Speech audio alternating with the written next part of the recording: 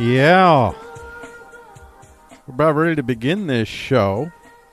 I made a couple of little tweaks to the show here and there, but on the main, I'm going through a process. Ready to begin this All show. Right. Yeah, you can hear my little. You probably, I don't know if you could hear that or not, but I'm doing some checks. I have had a few different folks tell me that they could not hear me on D Live. So I've been checking throughout, and I have notes here to make sure I keep doing that. I have done some stuff, and I got to keep doing things, keep tweaking things. I'm hoping this weekend, by the way, for the website freako.com, that I will actually let me switch scenes here. Let's see. Start show. Microphone on, off. Check microphone. We're checking our microphone here. Where's our microphone readout here? And we're talking, all right. Everything checks out there. We got the videos paused. The music is stopped. All right. And so now we're back to, this is the pre-show. This isn't really the beginning of the show. So you guys, when you hear the live stream, like this part, I don't have any planning here. But generally, I'm going to try. I won't really let it go longer than 20 minutes this period, but sometimes it could go 20 minutes. I have no idea. But on the main, I'll probably try to keep it down to maybe 2-3 minutes on the main. But I'd like to, a lot of times what I'll do during this period of time is actually give folks updates, even if I'm archiving my own development as I'm getting this project more and more fine-tuned. So today, for instance, I want to talk about just briefly what I did talk about. What I want to do this weekend is I I'm going to get my email. I got issues with the email list, and it's a big part of my plan.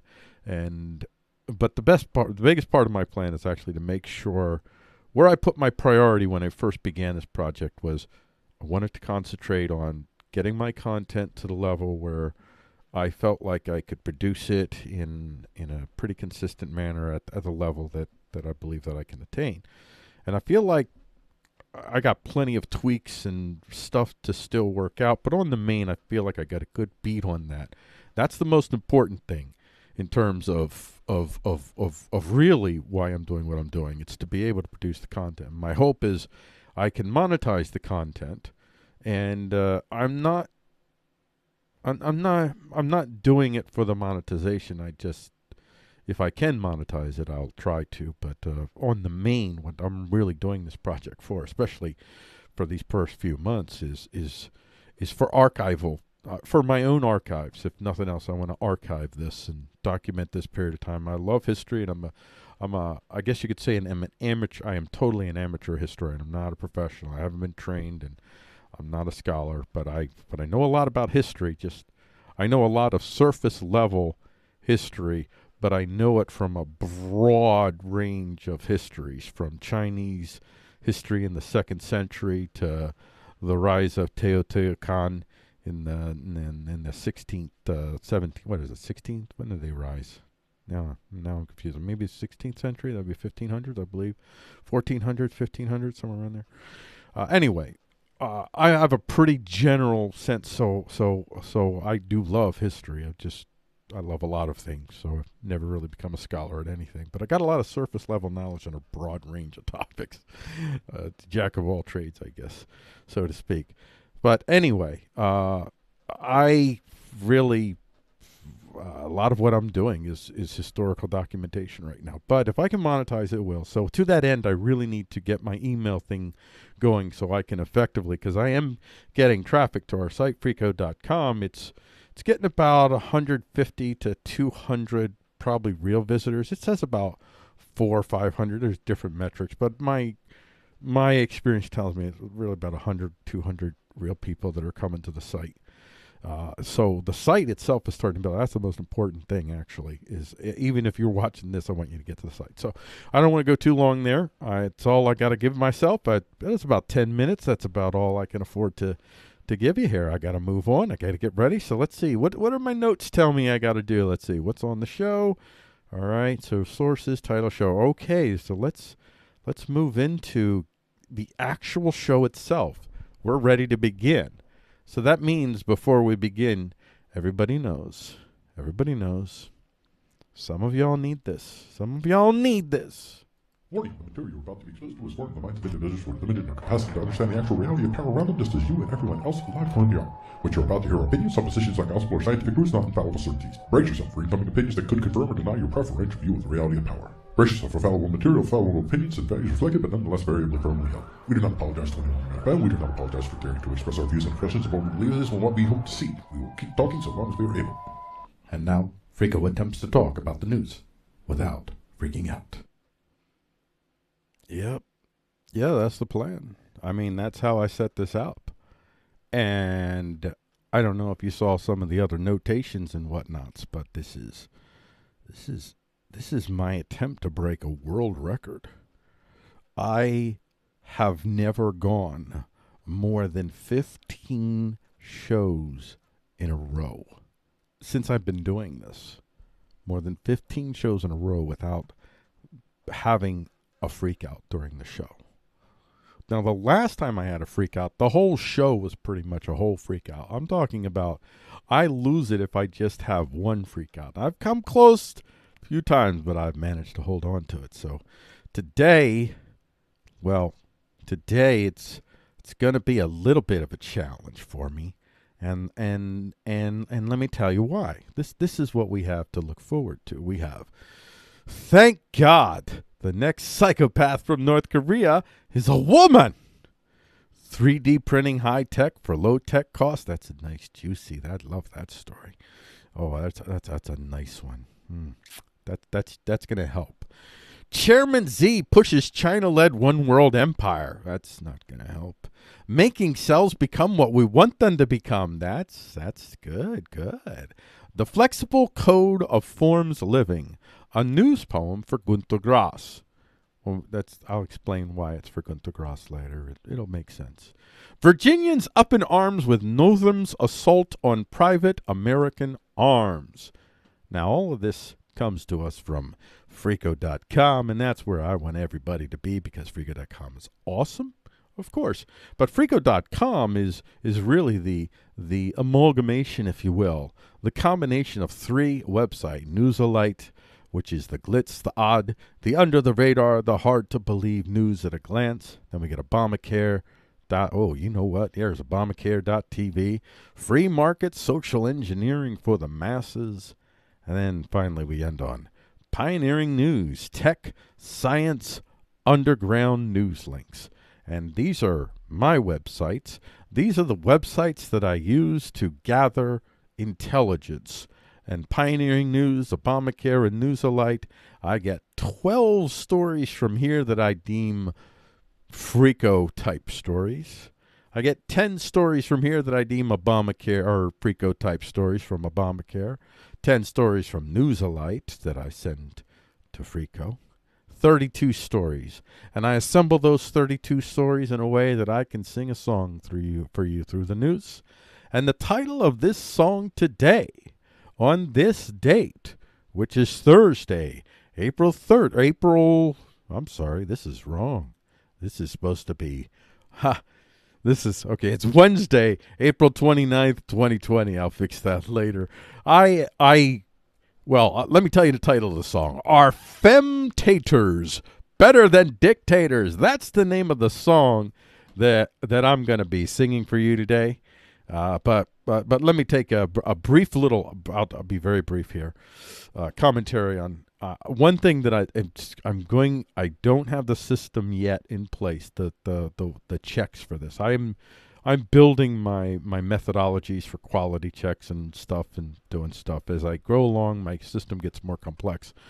But in this system, what I haven't worked out is I am working on almost any day.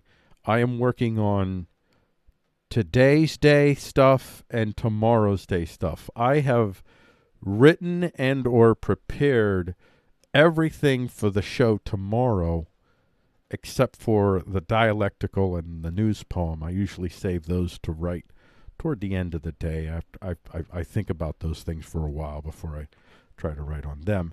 So, yeah, you're probably going to get a few of these mistakes until I figure out how to quality check that in a reliable way. But I'm sure you'll see less and less of these as I figure out ways to be able to separate in my mind what day I'm working on. All right. Let's get to the talk headlines here. So we're going to get to here. And we use our little, I call it my little checklist here. My little checklist. By the way, a lot of this stuff that I do, that I'm doing, my quality assurance, quality checks, I learned a lot of this stuff from my wife because she does a lot of this type of stuff at her jobs. So, yeah.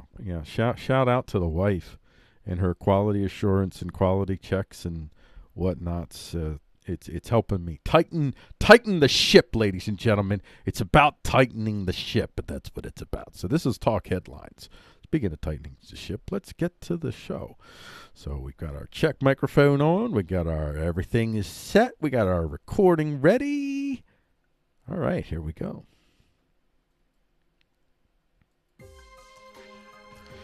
This is Talk Headlines for Freako Talks the News on Wednesday, April 29th, 2020.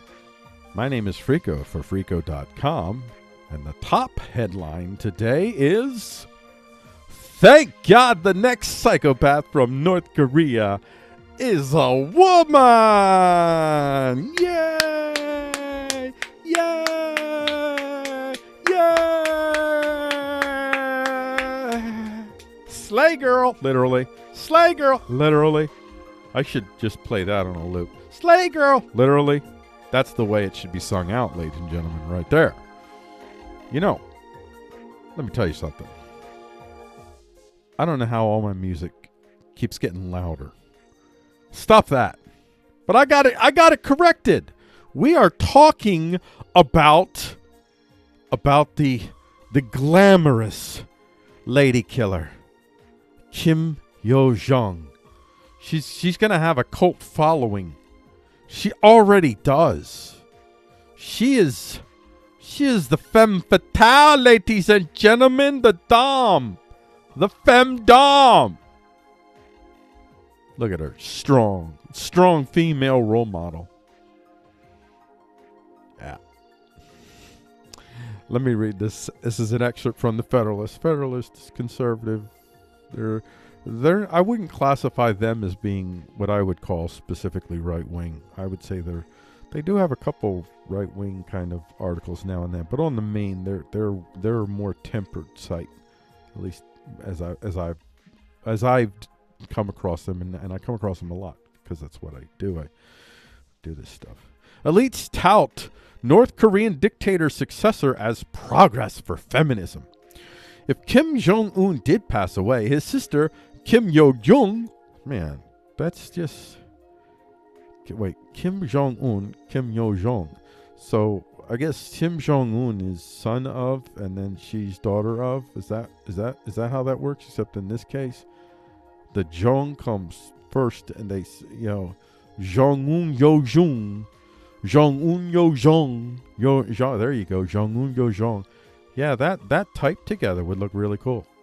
Now, if you could just delete this part here, if you could just not look at the part here and just go Jong-un Yo-jong, Jong, that looks cool. Until you know what it's connected to, then it sucks. Whom the U.S. Treasury blacklisted in 2017 for severe human rights abuses, would be his most likely unelected successor. Unelected. I don't know what's the difference between being elected or unelected, really. I mean, really. There isn't much. Not when you're talking about electing someone to lead. In the case of America, 300 plus million people. That's not an election. That's a dog and pony show in which the only thing people are competing for is bragging rights. Pretty much. That would give authoritarian North Korea its first female head of state before the U.S., which has only inflamed American liberals who still have not gone over, who still have...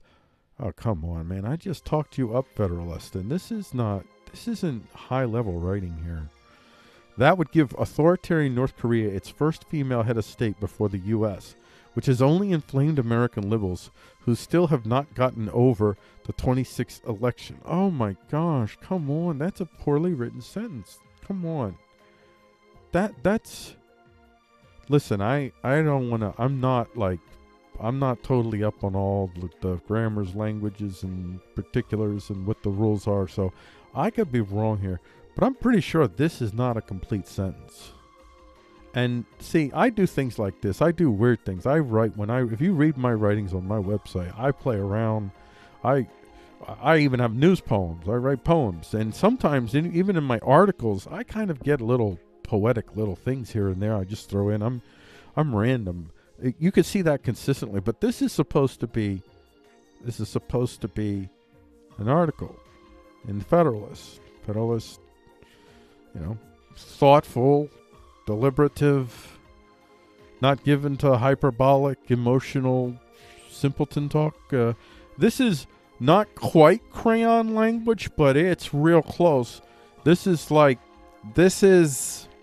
You just learned about colored pencils, so you get a little bit more fine-tuned. You went from crayons to color. This is colored pencil. That's what this is, colored pencil. It's right close. It's very annoying that scary fascist hellscape North Korea will have a woman leader before we do, complained Daily Beast editor at large Molly Jong-fast. Jong-fast? Okay, in a sense. Okay, so what is this? What is this? Why are we all talking about each other like we're all children and you're children. We talk to each other like we assume the other one is a child, but in the very way we speak, we condemn ourselves of child. And including probably whatever Daily Beast editor. I don't know her name, but is her real name Molly Fast? Is that her name? If that would be a cool name. Molly Fast would be a cool name. Still, let me see, where am I at? All right, good. Still, processing the possibility that North Korea will have its first woman leader before the United States, wrote Newsweek columnist Seth Abramson, who also deleted a tweet. Still processing the possibility that, this isn't at all like how I would characterize the way this headline reads it. They're not touting this. They're saying, look, we're supposed to be the land of progress, and these Neanderthals are more, quote, progressive than we are. That's what they're saying. They're not celebrating a woman being the new killer in North Korea, but not in these quotes. But I have seen other things that maybe you could suggest, and you will see it. You'll definitely see it. So I don't know. I don't know, Federalist. I don't know what's up with that. Everybody, I am not sure the degree. I listen to Tim Pool a lot. I'm just, let me keep this brief. I listen to Tim Pool a lot. And he has this, whether he really believes this or not, I'm not sure. And I don't know that he would necessarily want to lie to his audience. I don't think he does that. I think he's probably more lying to himself. I think that deep down he has to know by now this isn't about clicks anymore. This really is not about clicks anymore. This is about winning a war. Everybody is fighting to win a war. Everybody is using divorce language for one another. Everyone using the most subhumanizing, immoralizing, moronifying language that they can to create in the other something which is not even worth listening to. It's like you read Kafka's oh wow, why can't I think? Oh gosh, the cockroach. Gregor becomes a cockroach. What the heck? Anyway. Oh, the Metamorphosis. Yeah, there you go. Read Kafka's The Metamorphosis. And it's like we're all becoming Gregors for one another. So we're all going to be like surrounded by cockroaches in the end. We're all going to subhumanize all of us to the point where every single person, when they open their eyes, will only see cockroaches. Eventually, they'll also see them in the mirror. So, I don't think I want to go any more than that. Let's see, we're about 9 minutes in. We got 2 more stories to cover, so let's roll it along, ladies and gentlemen. Let's roll it along. I'm disappointed that the Federalist has chosen to take up, basically to join just a growing list of once reputable sources to trash all of that for the sake of winning a war in which the only winners in the end will be the same people that stirred all the rest of us up to stupidly hate one another, imagining that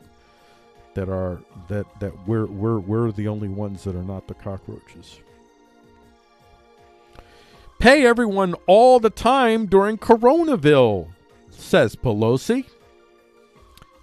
And this is an excerpt from the Independent UK.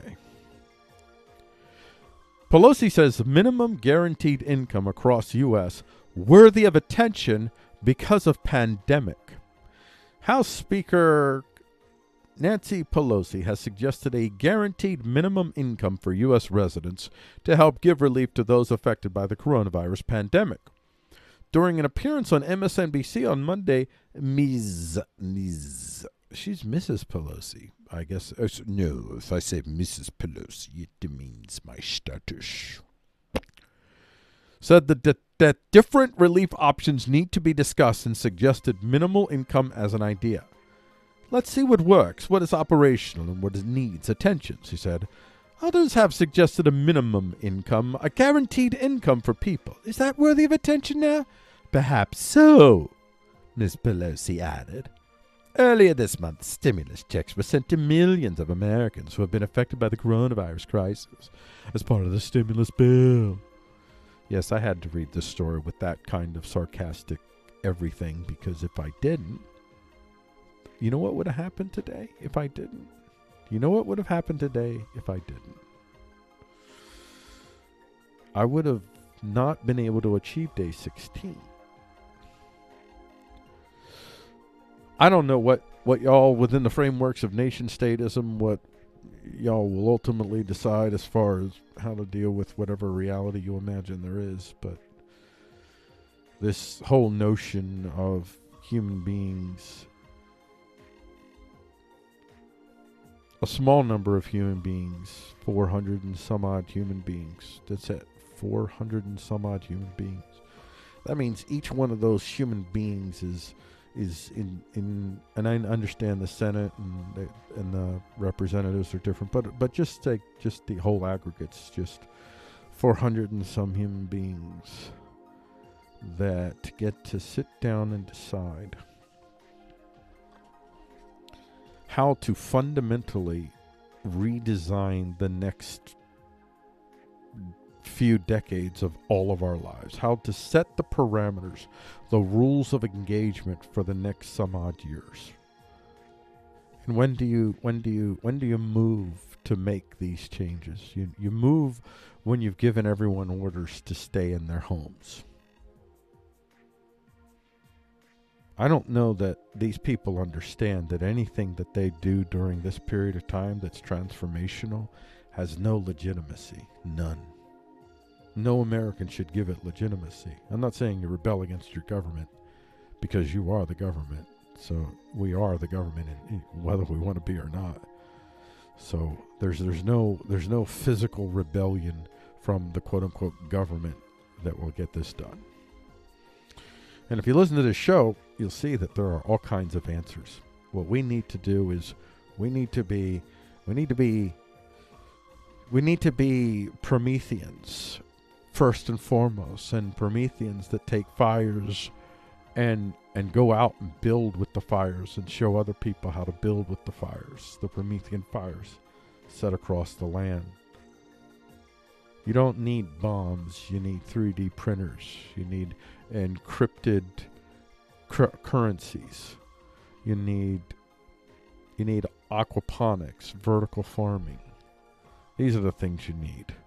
You need tools that empower you to say no to people. And if you need to hunker down because people are cutting you off because of whatever, then you can hunker down. So that's what it's about. And we have the ability right here and right now to do this. And hopefully, even in the course of the show, you're going to see some of the examples here that are at work. Matter of fact, here's something that's enhancing our potential to extend the ability of humans, even after they're damaged, to experience fruitful, meaningful life. Excerpt from Wired. My title. Digital restoration of brain function is now a thing. That's my title. Excerpt from Wired. A brain implant restored this man's motion and sense of touch. To make it happen, Gunther and his colleagues used an elaborate setup that connects Burkhart's brain to a computer. The chip in his motor cortex sends electrical signals through a port in the back of the skull, which is delivered through a cable to a nearby PC. There, a software program decodes the brain signals and separates them into signals corresponding to intended motions and signals corresponding to a sense of touch. The signals representing intended motions are routed to a sleeve of electrodes wrapped around Burkhart's forearm. The touch signals are routed to a vibration band around his upper arm. And you don't need to see the rest of that. But there you get a sense there that I just threw this in just to. I think I've said. I don't think I have anything new to add as far as what this story offers me and what I'd like to share to you. So, just a good note for you that this is available and where this might go. I don't know. A brain implant. I've already kind of talked about some of the possibilities of how we could use AI augmentations, and you can have cells that you can put in your brain that are customized to go through and optimize your brain paths and repair and probably extend brain power life maybe by centuries. Who knows?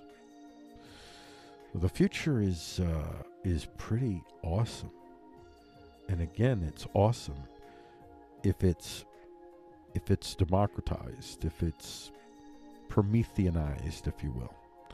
If the future is Prometheanized, so that not just the gods have the fire, we all have it, then the future is incredible.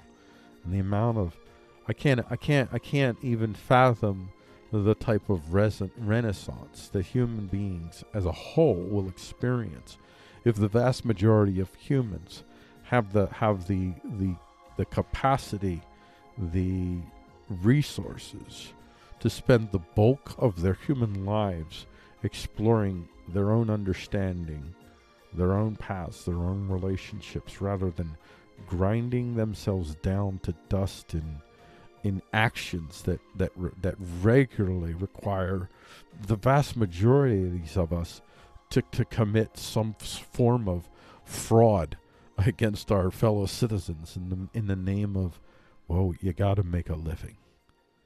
I can't imagine what the world would be like. And that world happens in a world in which technology is democratized. Technology is Prometheanized. I think I'll end this segment on that note. This has been the headline segment, which is the first segment on the Action Batsa YouTube channel. If you're watching on there, then you saw this. It's 4 o'clock Eastern Standard Time. But if you're watching live, it's a different story. Coming up next is the talk feature. And the talk feature is 3D printing high-tech for low-tech cost. That's an exciting story that's coming up at 5 p.m. on the Action Batsa YouTube channel. But if you're watching live on dlive.tv/Freako, Freeqo, well, you don't have to wait.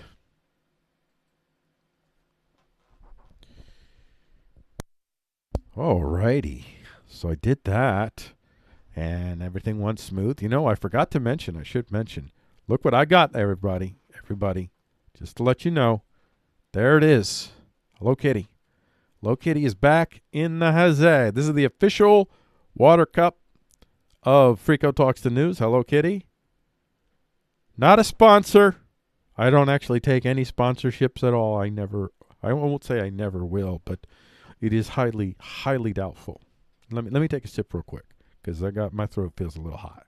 I got a little hot throat. Hot throat, baby, hot throat.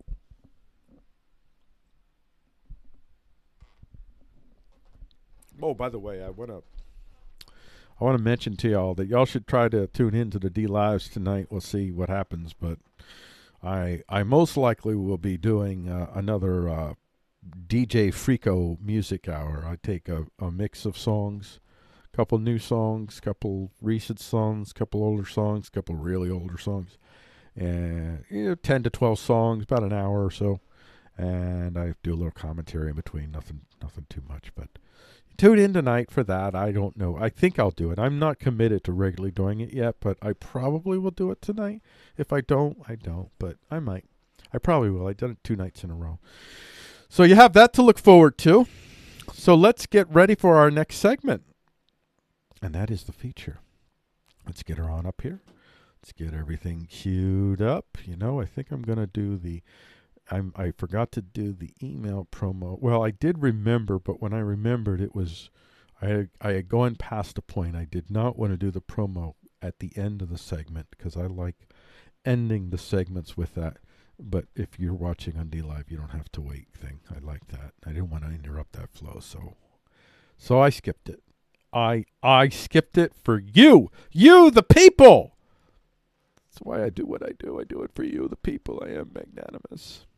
All right, let's get ready for this next segment.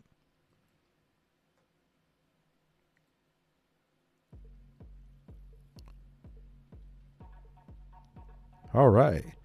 This is the talk feature for Frico Talks the News on Wednesday, April 29th, 2020.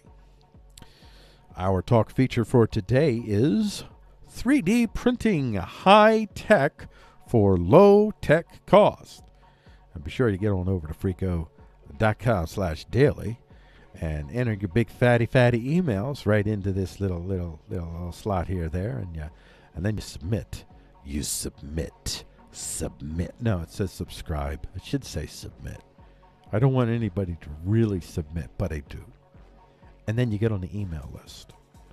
And then you get all of the day's show notes and videos sent to your email every day like clockwork. And it's a beautiful thing. So you should do it. The U.S. Army is helping decentralized organizing and communities. Wait. Let me try to process this again. I wrote this. What was I saying here? Okay. The U.S. Army is helping decentralized organizations, is what I meant to write. Decentralized organizations and communities in an effort to make their local military on-battle site production more effective. The U.S. Army Combat Capabilities Development Command is developing innovative, because that's why, see, they're development command, so that makes sense they're developing. Should have changed that word. That's bad, Frico. Innovative materials that can be used in 3D printing that will lower the cost of 3D printing significantly while raising the overall quality significantly. That's a common theme, folks. A very common theme in tech today. The move is sure to help the military bring resources to bear that could quickly print the parts and whole materials they need to continue their operations, but it is also further opening the door for the emergence of efficient, cheap, durable, and highly technical manufacturing at the local, even individual level. And that's what we want. We want that stewardship empowerment all the way down to the individual. But an individual who is an understander of the stewardshiping also understands the essentials of having other stewards around them and working to help those folks around them have that capacity. The individual and the collective are unavoidably one unless you want to live in the middle of nowhere and just tend to yourself and nothing else and live off of rocks. Here's an excerpt from SciTech Daily. New Army multi-polymer filament tech turns low-cost 3D printers into high-tech producers. This breakthrough is an important step forward for Army expeditionary manufacturing, says Dr. Eric D. Wetzel, who leads the emerging composites team and serves as the research area leader for soldier materials at the U.S. Army Combat Capabilities Development Command's Army Research Laboratory. Wetzel's research encompasses a wide range of technological solutions that could increase soldier lethality by enhancing the way warfighters shoot, move, communicate, protect, and sustain themselves. The Army would like to be able to print parts in the field to simply logistics by carrying digital part files instead of physical parts, but to date the technologies for producing high-strength parts have not been practical in an expeditionary setting. These printers are too large, energy-hungry, delicate, or messy for starters, and their feedstocks can require specialized storage requirements. This technology may enable the Army to use affordable, simple printers to produce high-quality parts. According to the paper, fused filament fabrications, or FFF, is the most common additive manufacturing technology, but parts fabricated using FFF lack sufficient mechanical integrity for most engineering applications. The research team used a novel thermal draw process to fabricate a dual material filament comprising acrylonitrile. Oh, I'm not trying to say that. Y'all can read that. It's right here if you're watching the screen right there. Let me see. Hold on. Listen to some music for a bit. Hold on. I need to take a little sip anyway. Hold on, because I got a little bit of a cough.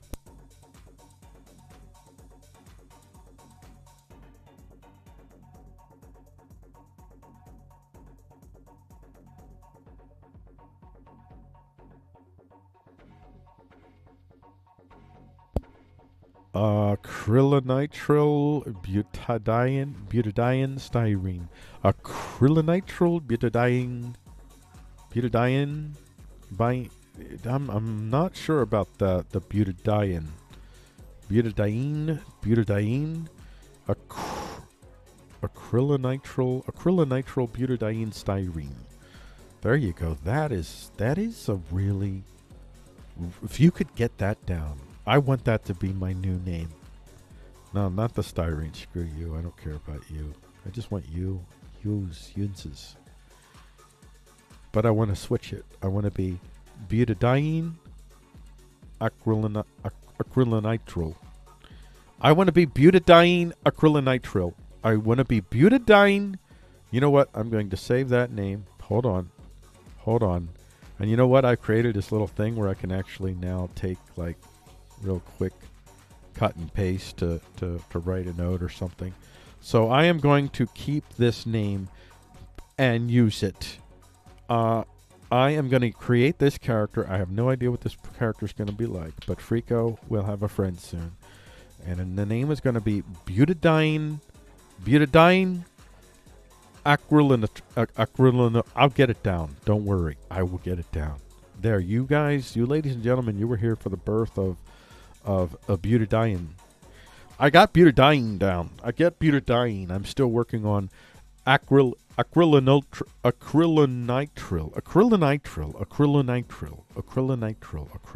There you go. Butadiene acrylonitrile. That's what we're talking about, ladies and gentlemen. We're talking about a beautiful thing. Butadiene acrylonitrile. If one thing about this show, yes, I get caught up in words. I love words and I play with them when I see them and they look good on the paper or when I do stuff with them. I want to, sometimes when I see cool words, I like, especially in weird combinations, I immediately want to turn them into a verbo-visual poem. I should start showing those every once in a while. Some of my verbo-visual poems I make. They're a little weird, but that looks good. And you'll see, ladies and gentlemen, you will see. You know what? Hold on. I tell you what I'm going to do. I'm going to do something wild and crazy for you guys. I want you to see. I want you to appreciate what this looks like. And you tell me that when you see this, you're like, oh, that's something cool. That's got to be something cool. So I am going to add this. Hold on. We're going to get you down here.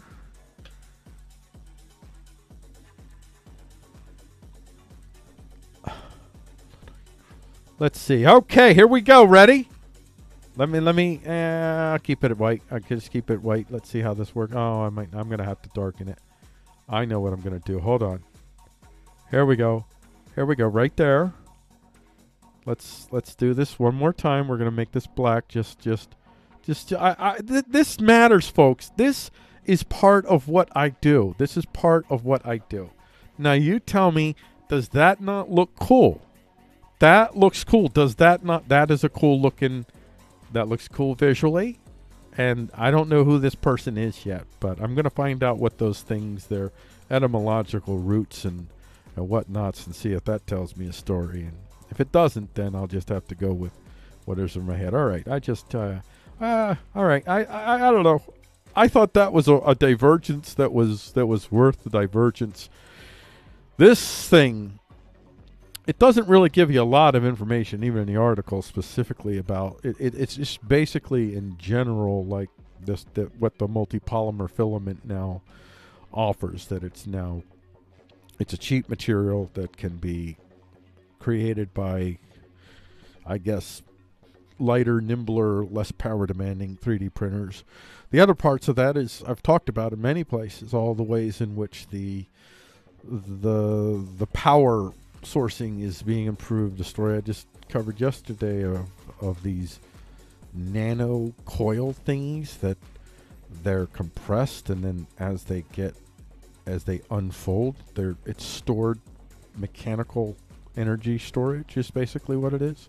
And there's other types of mechanical energy storage out there. A spring is essentially mechanical energy storage, and that offers all kinds of promise as far as being able to create portable power for AI enhancing tools, things along that line. So it's just another example, and it's not the only example recently of these types of cheap alternatives. I did a story not too long ago about how one company is able to 3D print in high quality using a cheap form of steel, and now 3D printers can print high quality, durable steel metal that matches what in terms of, well, it maybe not quite or maybe near, but if it doesn't, if it's not as good, it's close enough to good, or it might even be better. I'm not sure, but it's now viable to use 3D printers as metal manufacturers of materials and parts that are in high stress situations. That's just the bottom line. Is what I talk about all the time, the idea of every community, for instance, having a shared microfactory that is there to allow whoever needs it to print whatever is needed in the community. Sometimes in the areas and where there is aggregate needs, they all, for a period of time, okay, we're going to print all the stuff today for the washers and the nails and whatever crap, whatever stuff. You would rotate what you want to print. So you would have your collective printing, and then you'd have parts that would available, kind of like what you have now. You have these maker labs where people collectively come, they share the space, they can come in, they use the 3D printers to do stuff. So stuff like that. This stuff is making all that stuff more than possible. And these folks, the thing is, this is the key part I want to talk about here. You know, once again, all of this music is too loud again. Even when I turn it down, it gets, I don't know what's going on there. I got to figure out. There's some gremlin. I'm sure it's something I'm doing. It's not a mystery, but, well, it is a mystery right now, but I'm sure it won't be. Anyway, the competition amongst nation states and amongst would-be usurpers of nation states, especially amongst would-be usurpers of nation states, but even amongst nation states. The competition among nation states is what is necessitating the U.S. Army going down a path that I am absolutely sure they understand is a very dangerous path for any nation-state military to go down. Creating technologies that enable self-sustainability for individuals and their consensual associations at the smallest of levels.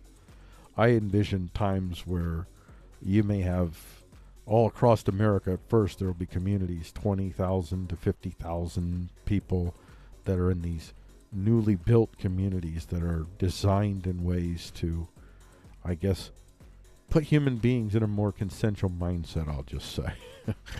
So there's ways that you can build so that you have areas where you have small groups of people that are, they have their individual space, they have their shared space. There's reasons for humans to be interacting with one another, and in that interacting, they're enabled to, like, for instance, you can have, even at what I would call the homestead level, you can actually have a community of 5 or 6 households, maybe each household is 8 to 10 people, and maybe it's 50, 60 people, and those 50, 60 people, they have their own independent stuff, their own, if they need to hunker down, they can hunker down. Everybody can be an island if they need to be an island. There's always that, and that's important that everybody has that security. You need to be able to be an island. You need to be a fortress in and of yourself, but you also need to be joined with other fortresses. And so these other fortresses, these are, and I mean metaphorical and literal, like the buildings, like the way I envision these buildings being built. These buildings, they're successively smaller as they go up, and they're 5 stories high for the most part, because at the highest levels you have your observatory. They're highly secure. They're meant to even psychologically communicate defense. They're meant to communicate. You won't take this place easily. You won't take this heart easily. You won't take this mind, this body, this soul easily. This is the message that we're all sending to one another. But at the same hand, we have other structures that send another signal that also needs to be sent. You need these dialectical impulses within. I am a citadel. I must be essentially part of a consensual association to have the fullest opportunity to live the life of my choosing. Like, I need the consensual community in order for me to fully live all the things that I want to actually live out. And so you have your lot, and between you and your lot there's this space where maybe it's either 2 of you or 3 of you in this particular part of the homestead acre, although a homestead acre is probably going to be at least 4 acres, probably 4 to 6 acres, but we'll call it a homestead acre anyway. But anyway, this homestead acre, between you, you have certain shared land where you have, like, maybe between the 2 of you, you have a larger structure for manufacturing things that the 2 of you can do better together, or a place where the 2 of you are growing, like you have a vertical farm tower that the both of you are maintaining, or the three households are maintaining, that focuses only on growing medicinal herbs. Like, that's it.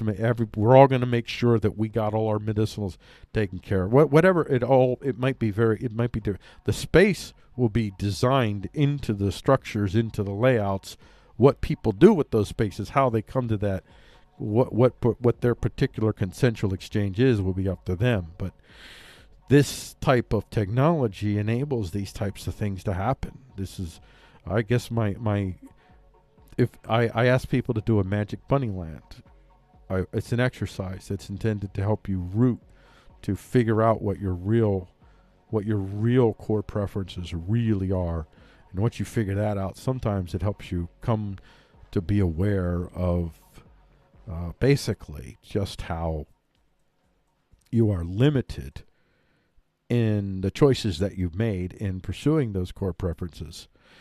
And it compels you to change, to change what you're doing. It's happened to me. So in my magic bunny land, I am going around building villages.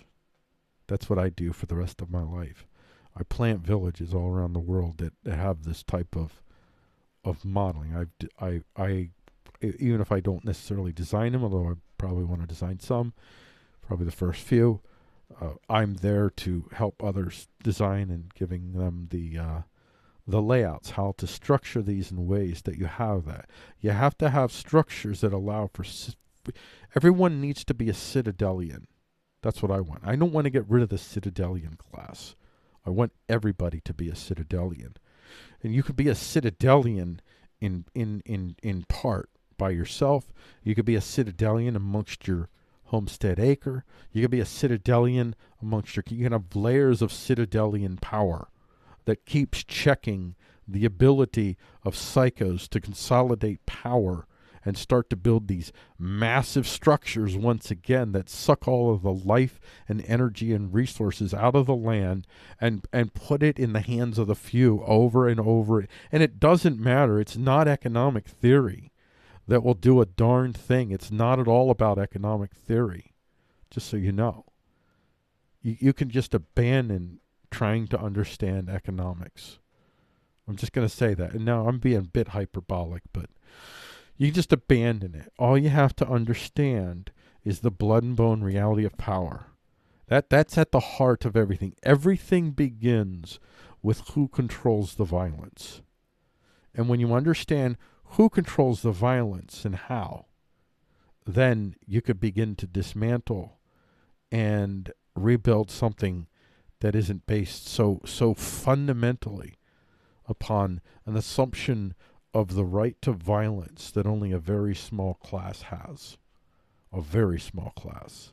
And it's a right that I would say none of us should have.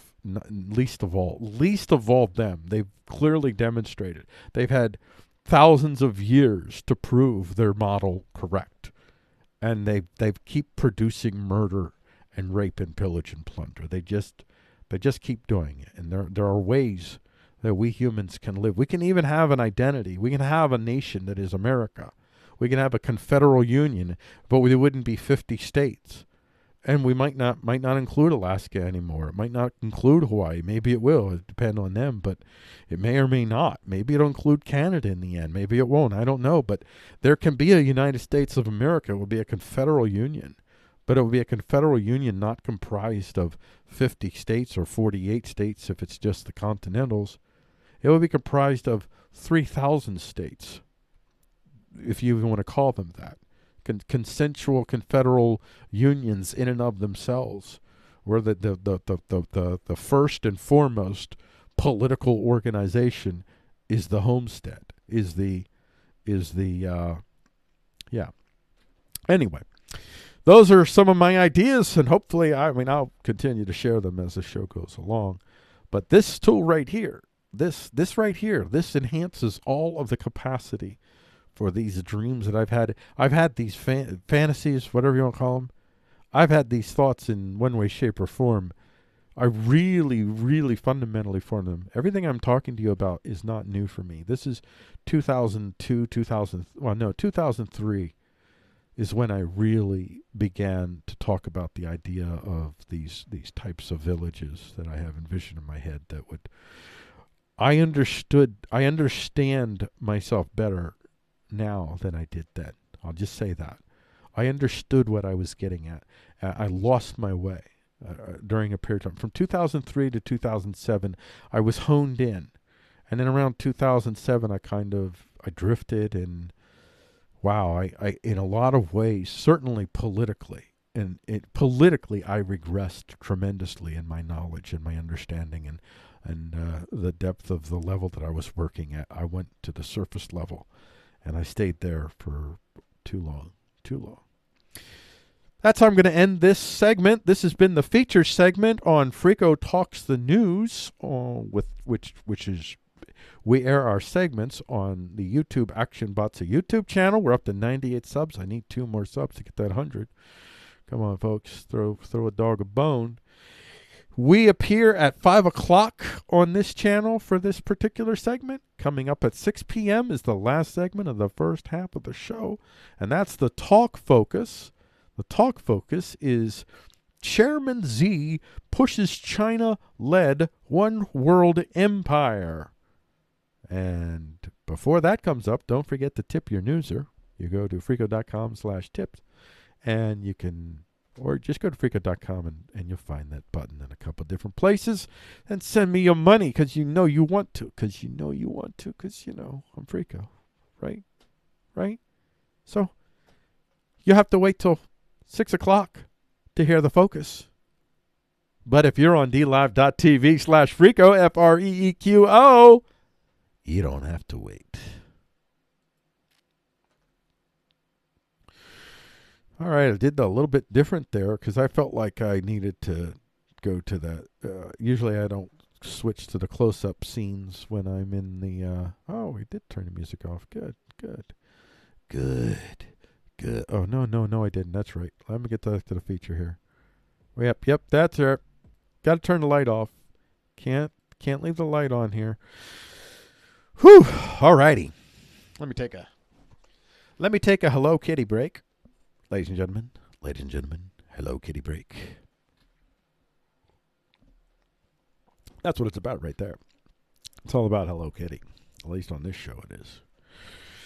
All right, let's get the focus recorded. Let's get focused on the focus.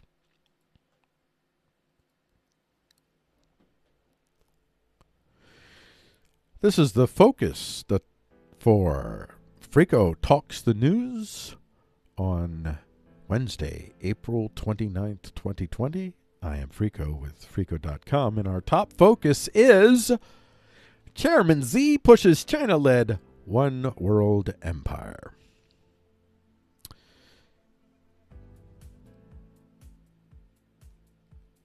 All right. There we go. We get that music down to where it needs to be.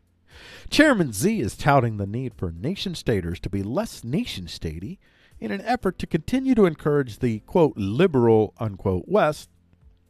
I wrote that. I didn't need to. Yeah. that does need to be noted because, liberal. To allow for Chi-Com operatives to continue to infiltrate their nation state and destroy their sovereignty from within. We're the ones that are choosing this. The soft power tactic of building a world empire is what is at the heart of this feel-good rhetoric that plays to the hearts of the factions within these nation states, especially, and most importantly, America, that see no problem with the United States Republic ending in its current form. And a couple episodes ago, I went into great detail about that very topic. Here's an excerpt from China Mail. Xi Jinping, international community needs solidarity more than ever. Facing the unprecedented challenges of coronavirus, the international community needs solidarity and cooperation more than ever, Chinese President Chairman Xi said on Monday, calling on the world to safeguard multilateralism. You don't need multilateralism. The only one who gets to be multilateral is me. Chairman Xi made the remarks in a phone conversation with Nepali President Bidya Devi Bandari. By the way, he kind of threw U.S. under the bus. Yeah, he's like, the U.S. has to be very careful because it could cause problems if it's the South China Sea. Yeah, you've thrown in with China, pledging that China will continue to support Nepal in the fighting the pandemic. Chairman Xi suggested that health and medical agencies of the two countries enhance exchange and cooperation. Of course, always with strings attached, by the way. All kinds. China is committed to the notion of building a community with a shared future for mankind, with China as the lead. Don't get China as the lead. China will lead the world to be more like China, but with an understanding that China is the daddy. I'm not criticizing them. I don't think that you should be morally indignant, because all of us Americans have lived off the fat of that narrative that America managed to pull off for quite some time. Now China just wants its turn. And I guess maybe it's convenient being in America that I'm now done with that. My reality of power tells me that this is a very good vehicle of power for me to assume that, hey, globalism sucks, especially when you figure out globalism is largely other nation states that get to inject their influence over your culture and your ways without giving you the same degree of open doors, I'll just say. Yeah. And China's just doing what nations do. I don't blame them. I don't blame them at all. I don't have any animosity against China. Now, Chairman Xi, I told you guys, I loathe world leaders in general, but he's high on the list of world leaders that I loathe because just because of the circumstance of the concentration of power he has. The United States of America is still the most powerful nation in the world, especially its military still, bar none. But in terms of real power that the President of the United States currently wields, compared to Chairman Xi, the real power, Chairman Xi is the most powerful man in the world right now. So when you get to be the most powerful, then suddenly your actions cost so much more harm than when you're just some two-bit shoehorn dictator with a population of 3 million people. You're going to kill a couple thousand here and there. So it's horrible, but this guy kills maybe a couple thousand a day. Who knows? I have no idea how many people they're exterminating for all the reasons that they exterminate people, because they don't mess around. When you disappear in their system, you disappear. You don't come home. People don't understand and appreciate in America what it means to wake up in a land in which you know from birth that your government has the absolute unchecked authority to show up at your door in the middle of the night and yank you out of bed drag you into the middle of the street and put a bullet in your skull. Chairman Z has that power and authority. Yeah, you don't want people having that power and authority. It just generally, and you definitely, when they have that power and authority and they have that demonstrated mindset where they're willing to use that power and authority, you don't want them to be the drivers of your markets, your culture.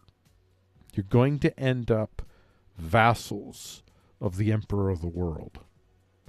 Now, that's not going to happen for a lot of reasons, but trust me, it is what Chairman Z wants. I kid you not. It is what he wants. Let's get to this next focus here. Next focus. This is a much better story, ladies and gentlemen. This last story it was a temptation. I don't know if you sensed the grindies in my throat, but I made it through. Making cells become what we want them to become. I said they. I wrote they instead of them. We will soon have the power to create cells according to the parameters that we'd like them to be, creating opportunities in medical therapy and even in opening up doors for the creation of new materials customized from inside the cell walls of the material we wish to have. And here's an excerpt from the South African. That's the name of the publication. There are the South African.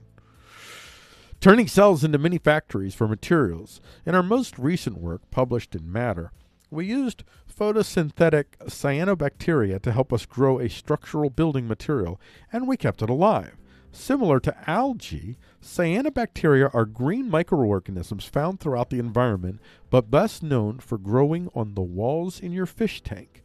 Instead of emitting CO2, cyanobacteria use CO2 and sunlight to grow and, in the right conditions, create a biocement, which we use to help us bind sand particles together to make a living brick. By keeping the cyanobacteria alive, we were able to manufacture building materials exponentially. We took one living brick, split it in half, and grew 2 full bricks from the halves. The 2 full bricks grew into 4, and the 4 grew into 8. And now we're all dying, and we're all overcome. There's 12 million bricks. In about 3 minutes, there will be 24 million bricks, and I will be... I guess it was sooner than 3 minutes. The 2 full bricks grew into 4. Okay, I did that song. So instead of creating 1 brick at a time, we harnessed the exponential growth of bacteria to grow many bricks at once, demonstrating a brand new method of manufacturing materials. Researchers have only scratched the surface of the potential of engineered living material. Other organisms could impart other living functions to material building blocks. For example, different bacteria can produce materials that heal themselves, sense and respond to external stimuli like pressure and temperature, or even light up.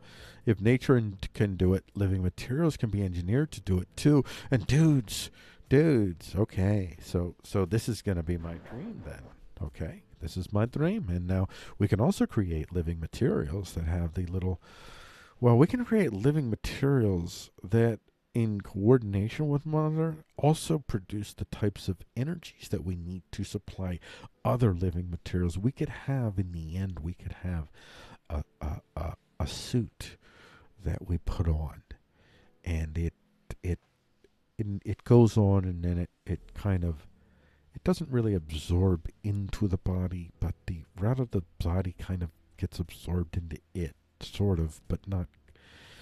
And it's an invisible cloak, if you will. It's not a cloak. It's an invisible shield over you.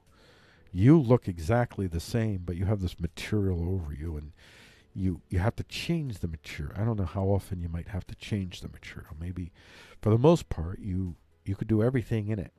You could do everything in it, and maybe once a week you might have to change it, once a day. I don't know what the parameters will be, but You probably would not want to change it too much, especially because it's kind of like what we are. Well, think about the cell phones. Before we had cell phones, we left it in our cars for long trips, and none of us thought about it. But now, if we forget our cell phone and we're on a long trip, suddenly we're like, what if I break down and I don't have my cell phone? Suddenly you feel at risk because you've enjoyed. So it would be kind of like this. It would be when you take your suit off, then it would be like, wow, I'm naked. I'm totally vulnerable. But with the suit on, somebody could shoot you in the head and wouldn't do a thing. You'd be invincible. We'd all be invincible. And within our suits, we'd have our AIs built into us. They would not be part of us. They would be there as an access, a resource. They would be conversations that we have, not an internal part of who we are. But they would know deeply who we are and what we are. They would know that. Yeah, that's a world that could happen, ladies and gentlemen. I mean, hey, what do you think? Do you think that's... Comment down below if you think that's true. I think that's probably a good place to leave this. See, that's a high note. I started off with poo-poos. Now, this is, by the way, is in part why Chairman Z will never get his little empire. All the little influences that he has all relies on all of these nation states continuing to operate with concentrated, centralized systems. Concentrated, centralized systems are so much easier for Chairman Z to manipulate and control, like it is for any authoritarian, than to have decentralized systems. Now you have to influence, instead of 3 or 4 people that can control the whole universe and the universe that you want to control, now you have to try and negotiate with 3 or 4 million people. That's a lot more difficult, especially because you don't got much to offer them if they're self-sustaining and they got what they got. It's like, what do we want from you? We don't need you. See, we don't need you, China. You don't need us either, but we don't need you. We don't need anyone. We don't need anyone materially. As far as our daily, we can meet our daily needs right here in America. Now, we need people in the sense that we need people. In general, we need interaction, we need diversity, and so we need China still for those reasons. And they need us for those reasons, even if they don't. Chairman Z doesn't think that way, but many Chinese do. So I'm not an isolationist when it comes to thought and culture and exchange, especially a free exchange amongst all communities when it comes to technology. I'm just against exchange that involves dependence on global large-scale systems that are no longer practical. They're bloated dinosaurs. That's the big thing that nobody wants to face. This isn't showing that capitalism is bad. It's not showing that socialism is stupid. It's showing that large-scale systems are outmoded and they are inadequate to the task, that we are all at risk as individuals the more that we live in lands in which a small number of individuals with incredibly large-scale systems at their command are the ones that we depend on to keep us safe and to keep us meeting our daily needs. And the conditions that they've created for the vast majority of us is livings in which we are ground down to dust and we die. I will say most of us die prematurely in America because of a system that treats human beings like commodities and it treats capital like family. That's where I'm going to end it. This has been the feature, these have been the talk focus for Frico Talks the News on the Action Batsa YouTube channel. If you're watching this on the Action Batsa YouTube channel, that means it's 6 p.m. Eastern Standard Time, or a little bit, I guess it's about 6:15 Eastern Standard Time. And coming up for you, well, this isn't a break. This is just, wait to the next segment, which is going to be the news poem. The news poem for today is The Flexible Code of Forms Living, a news poem for Gunther Grass, and I'll explain to you why the poem is titled for Gunther Grass when I get to it. But you'll have to wait till 6 p.m. unless, of course, you're watching on the live stream on dlive.tv/Freako, Freeqo, in which case you don't have to wait.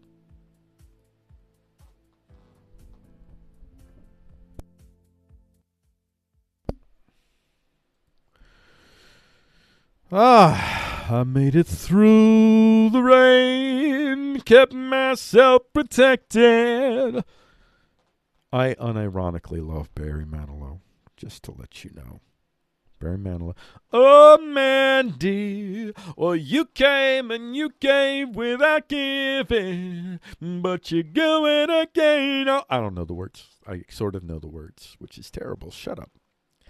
This is the end of the first half of the show, ladies and gentlemen. So I am going to let me get prepared. Let me go through my list here. I got segment end, and now we go to break.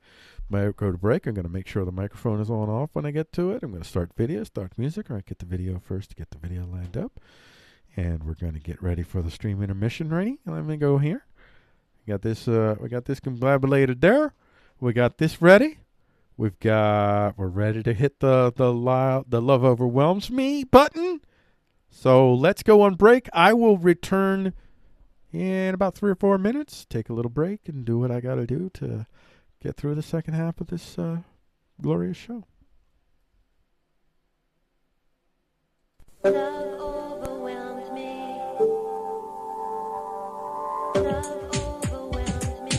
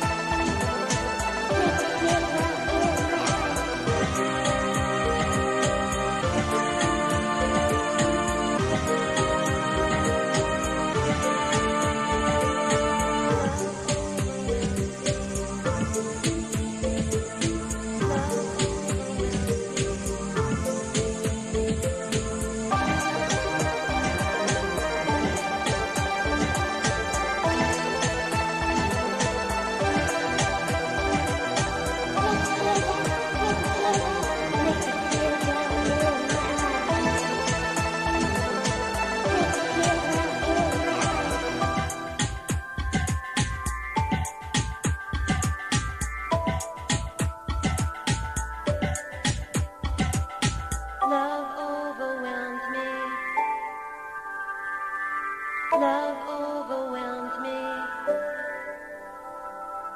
Love overwhelmed me. Love overwhelmed me.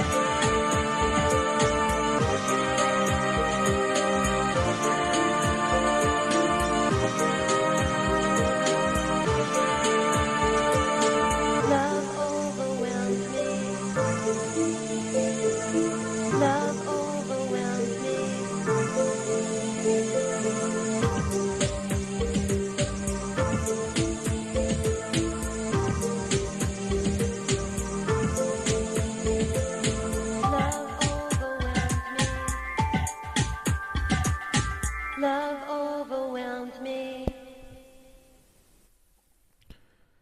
Well, ladies and gentlemen, you know what? I will not leave that room with the light on. I went back and I turned the light off, so everything's fine. You like my picture I used today for the, so what I generally do is I pick an image for, I got to remember, I forgot this time, but I decided to go with it anyway, but I'm going to try to be picking images that are really variation textures more than anything for these things, these images that change every day. But I forgot, and then I did this image in the background there where I've got I went with with the title of the show, and you all know what the title of the show is, I'm sure, which is, are FEMtators better than DICtators? See, I just titled it just so that I could do that double entendre thing. I was so proud of myself, and then that's why I had to pick that image, which is, let me get out of the way here once. Here, hold on. There you go. You see that? See that? See that? Yeah. She's got a whip, and she's got her. Well, let me see if I can show it to you here in another. Where is my? This is all worth it. It's all worth it. Where are we at? Nope, that's not it. That's not it. Where are we at? Where is that? Oh, here we go. Don't worry. Hold on. There we go. There we go. There you could see it more. I like to see it. You see her there, and her foot was right there, and there's this. Yeah, I just really like that image. Just not for any kind, just for the LARPingtons of it, nothing else. I'm a decent human being. I'm decent. I always say that I say it because I'm a decent human being. Just being factual. All right. Let's do the news poem. Go back to my little, let's see. Go to break. Come back from break. Microphone is on. Yep. Did we look at that? Yep. We got the readout. So we got sound. Got our input. We got the videos paused. The music. I stopped the music. I did everything I was supposed to do. Now we're ready to go back up to segment start recording. Got to remember all the things you got to do when you start recording. Like remember to press the record button. That's always a plus. I had it once where I actually did not press the record button and actually had to redo it. And that might happen in the show again. That could happen. These things happen. This is a live stream show in which I'm also recording the segments that I put up on YouTube and BitChute too, by the way. BitChute.com/Freako. You can find my videos there too if you'd like to get away from YouTube. Let's do this segment now. Let's do the news poem. It's time for the news poem, ladies and gentlemen. And this is the news poem for Freako Talks the News on Wednesday, April 29th, 2020. Today's news poem, The Flexible Code of Forms Living, a news poem for Gunther Grass. News first, poem follows. And here's an excerpt from Science Daily. Genomic changes within a generation. A research team led by Dr. Daniel Berner at the University of Basel's Department of Environmental Sciences has now provided evidence for rapid evolution within a single generation using 3-spine stickleback fish as model organisms. The 5-year study combined lab work, field experiments, mathematical modeling, and genomic analyses. No, it's just analysis. Not analyses. Stop trying to be fancy. The perpetrator absconded with the items in the aforementioned report. You mean the dude stole his weed? Yeah! All right. In the Lake Constance area, stickleback have adapted to ecologically different habitats, lakes, and rivers.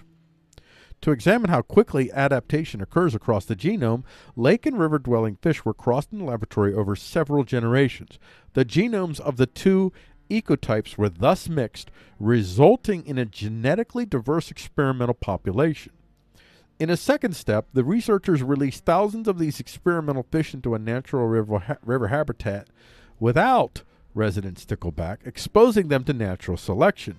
After a year, the remaining fish were recaptured and examined genetically. The hypothesis of this experiment was that in their river habitat, in which the experimental animals had to survive, genetic variations of the original river population would increase in frequency, said Berner. However, we have no idea whether this would be measurable within a single generation.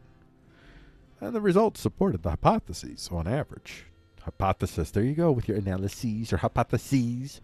Just say hypothesis. The results supported the hypothesis. On average, the frequency of the river variance increased by around 2.5% at the expense of the lake variance. This difference might appear small at first glance, but it is truly substantial when extrapolated over a dozen generations. Or a few dozen generations. I beg your pardon, says Berner. The experiment demonstrates that evolution can occur very quickly right in front of our eyes, and not only in microorganisms. Such rapid evolution may help some organisms to cope with the current rapid environmental changes caused by humans, Berner concludes. And that's the end of the excerpt. Do I want to say anything about this, or do I want to just go to the poem?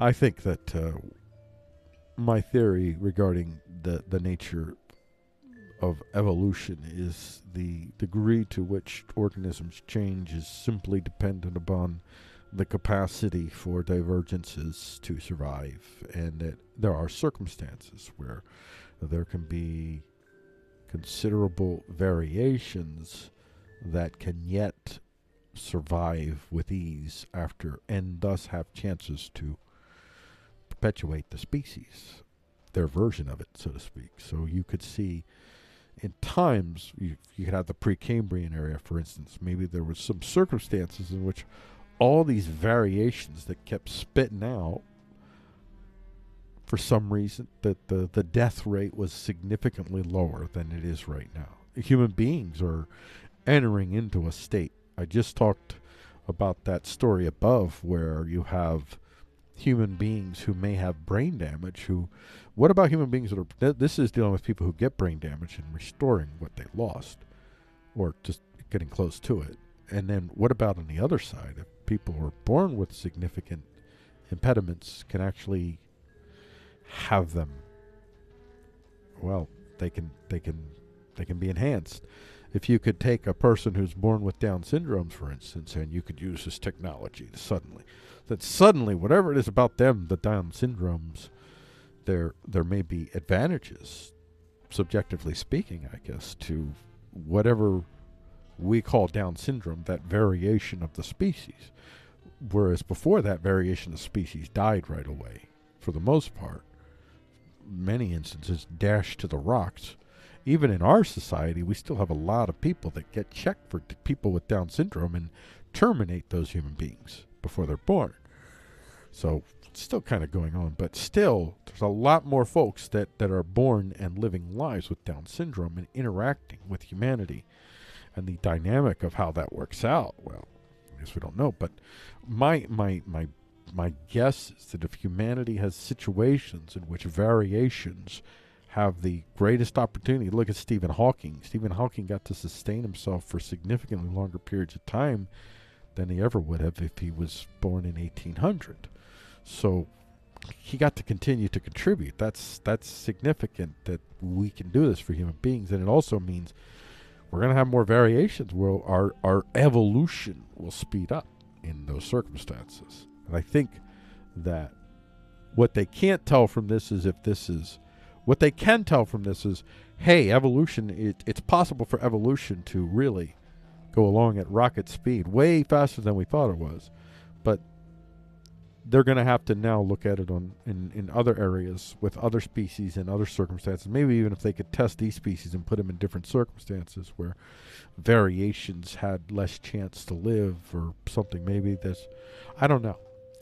But anyway, at the very least, we're learning evolution itself, The whole theory, there's now no longer a theory of evolution. There are theories of evolution. And the whole thing is being turned inside down and upside out, and they're reconsidering how they're looking at it. They're understanding now that perhaps they need to always look at it from the perspective of how things satisfy individuals within those organisms, the individual organisms, what's in it for them, so to speak. They're starting to discover things like, and they're discovering this through watching microorganisms and other things evolve that give them the opportunity to look at things that rapidly. And what they're discovering is that there are instances in which organisms can develop a certain train where there is a trait that comes to become a dominant trait because it satisfies the needs of a certain type of individual born with this trait that gives them an advantage over the group, enables them to dominate the group. But the trait itself makes them more vulnerable to everything else around them. So it ends up being what you might call an evolutionary dead end. And they die on the vine because their individual, they didn't have a balance, if you will, between, as it worked out, they didn't have a balance between the types of traits that individuals could dominate. Small numbers of individuals could dominate larger numbers of individuals with the types of traits that the overall need to sustain in order for them to meet whatever their fundamental threats to existentiality are. So that's okay. That's awesome stuff. I'm not going to say anything more than that because I've reached the 8-minute mark, and I generally don't want to go over 9 minutes before I get to the poem. The Flexible Code of Forms Living, a poem for Gunther Grass. No, you know what? I'm going to go over 9 minutes. I'm sorry. I can't start the poem. I forgot. I got to explain why Gunther Grass. This poem, well, you know what? This is one of the poems where I'm actually going to explain this. I'll talk about this at the end. That's probably the best place. I'll tell you why it's for Gunther Grass at the end. The Flexible Code of Forms Living, a poem for Gunther Grass. Dark throng. The ocean sets up a cord of salt diffused with the illuminated flush of lava. Stirring. The mangled bodies of the microscopic vomit their fumes on the ocean floor. Some sparks tangle in the mouths of spiked anglers. Some sparks mangle the course of debris, slicing through the protective layers that prevent, but not this time, such a mixture of toil. The cells pierce the load. The letting go is not a release, but a propulsion of microfactorial pistons in accord with a vague hunger for trying this diversion from the orthodox flow. The DNA tricks the body into becoming the new. Dark songs, we imagine told. We came from the fish that came from the cord of salt that fell from the mind of the brine's accidentals. I took my boat into the brine's accord and made out with the wind between me and hell. Hell. Diversions. The path to the known is a sea fish gasping for air on the sand, spitting out cords of salt with legs. The legs. We cut the cord. We filled your head. You do not own the DNA you hold. We filled you. Load upon load. Dark throngs. The night singing. I ate a trough of fish out of the body of a whale, cut up in the surf to a wrecked spaceship jagged with fish pouring out of its broken. The whale was spilling onto the fish, and the oils bound into the other in symphonic bother. I ate fish from dead whales until I could eat no more. upon the load, the body escapes tearing and thus does not reshape or reconfigure the constraints, becomes a form without possible, without new, wrecked in its own stasis. I ate fish. I took my boat out of the bathtub and I noticed it dragged the sea in with it. The plastic snaps were not keeping the water out of the hollow. My little plastic boat. The accident compelled me to alter the forms. Duct tape. Water killed by the sheen. My little floating boat satisfies its own preference to float. I float. The sea spits at me and I notice the salt snaps that brush the surface of my DNA with the new. A little boy steps out of the bath, unaware that his genetics had changed, yet again, for the second time.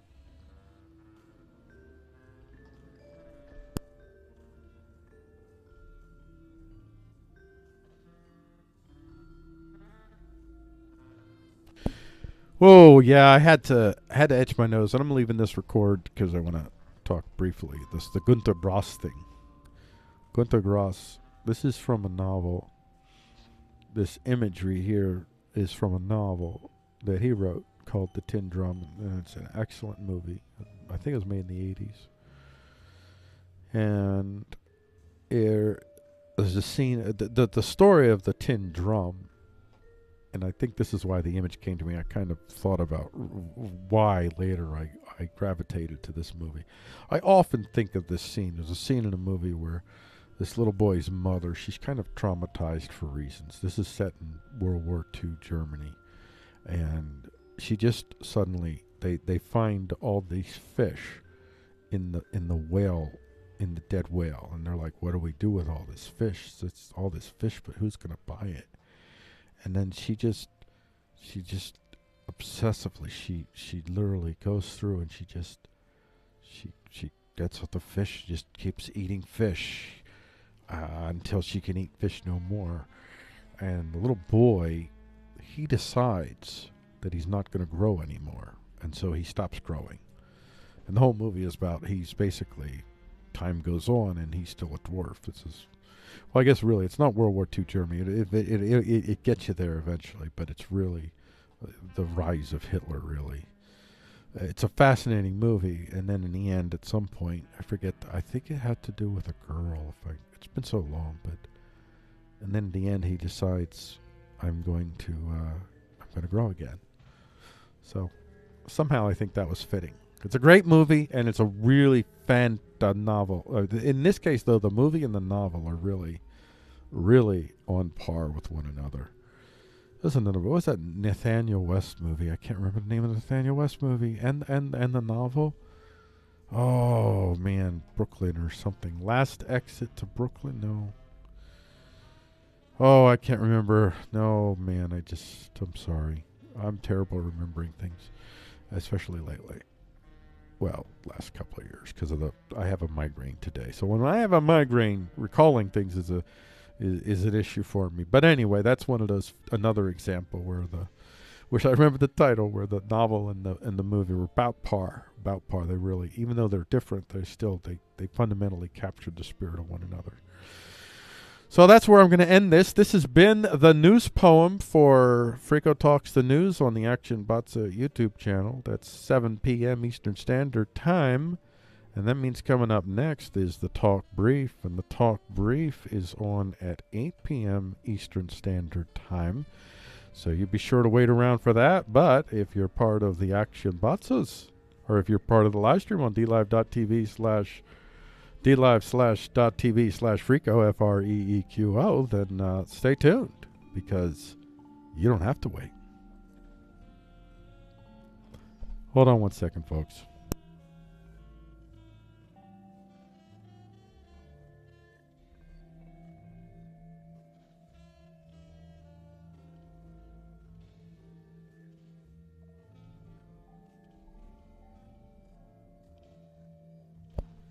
Well, the reason I answered that is because it was my brother, and I know that my brother knows that I live stream this show daily because he watches the show. He doesn't watch the live stream; he watches the excerpts because he's not that loyal. Just saying.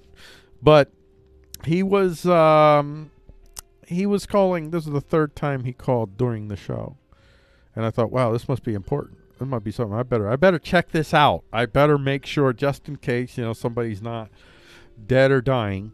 Just this is like a dead or dying kind of thing, because normally he doesn't. And he just wanted to tell me that he posted something on Facebook, ladies and gentlemen, just to let you know that's why he called. And I'm glad that I shared this with you, and I kept the music on, by the way, because I knew it would be better to have the music than to have be total silence. I thought of you guys. Oh, you know what? I left the room without the light on. Can't have that. You have to be disciplined, folks. And if you can't be disciplined, then get as close to it as possible. And just that in and of itself is a form of discipline. So congratulations, you're on the path. You're on the path to self-discipline. It's a path that never ends and you never accomplish, but you get there bit by bit. Bit by bit, bit by bit. I am a bit by bitter. That's what I am. I got issues right now. I'm going to have to do some nose issues. I think I've got some nose hairs that have decided that it's time for me to make life so difficult for you that you finally figure out to get on up there and do some cuts because listen, man, it's getting crowded. It's getting crowded up here, and you're not doing crap about it, and we protest. That's pretty much what my nose is doing. I think of my nose as a sentient being. Not really. Let me just do a quick check here on my Fricos. On the Frico Live. Do we hear me? Do we hear me? I want to know that I hear music. I want to hear the sound of Frico. Do I hear the sound of Frico right now? You know what? Hold on. Hold on, ladies and gentlemen. I have to do this test. Because right now I'm not hearing me. This isn't good. I need to hear me. I need to hear me, Captain. Hold on. Bear with me. I haven't started recording yet for the talk brief segment. All right. All right. So I cannot hear me again. Let me just see. Hold on. Let me just see if it's the volume. Hold on. All right. Can I hear me? I'm sorry, folks. I am really trying to figure out what the heck is going on with the D Lives that I don't seem to be able to hear me. So I start off and I can hear me. Everything's fine. And then now I'm not even. You know what? I got to move around. All right. I'm moving around. I want you to see. Moving around. Can't stay in one place. Can I see myself moving on? No, I cannot even see myself move. Oh, there I'm moving. And I'm still not hearing myself. All right, folks. So, for some reason, I cannot hear me on D Live, and I'm just going to have to figure out what's going on there. Why can I not hear me on D Live?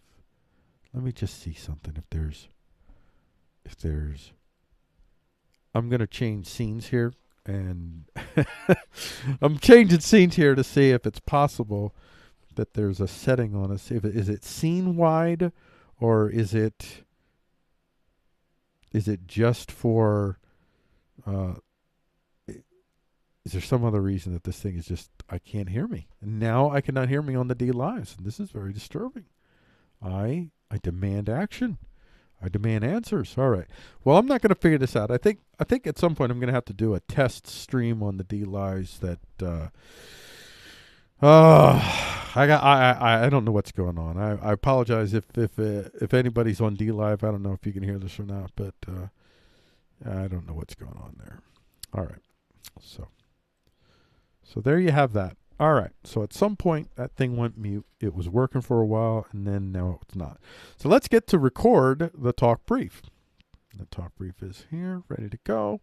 Let's get our Let segment start. We're on the brief. We're getting our musics ready. Are you ready? 3, 2, 1.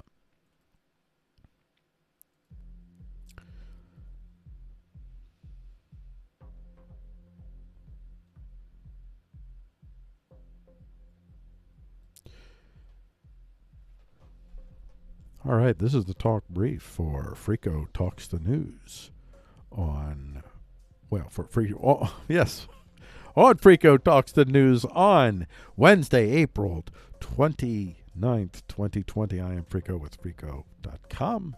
Our top brief for today is Virginia up in arms with Northam's assault on private American arms. This is an excerpt from the Washington Times.